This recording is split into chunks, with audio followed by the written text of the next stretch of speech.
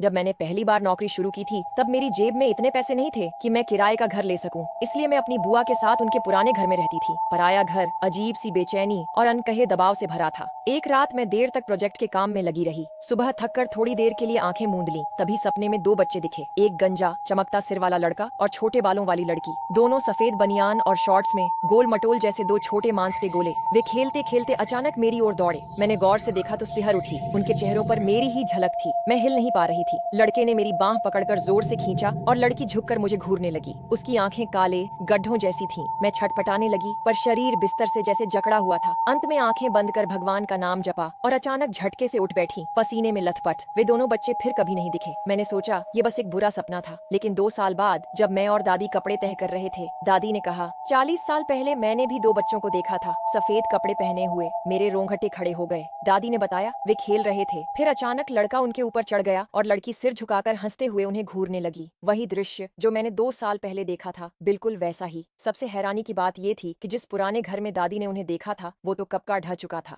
हमारा घर बाद में बना था। मैं कांपते हुए पूछ बैठी, वो बच्चे कैसे दिखते थे? दादी ने उनका हुलिया बताया, बिल्कुल वही जैसा मैंने देखा था। 40 साल के फासले पर अलग अलग घरों में वही दो बच्चे दिखाई देते थे। वे सिर्फ मुझे और दादी को ही क्यों दिखे? क्या हम किसी अजीब चीज के चक्कर में फंस गए थे?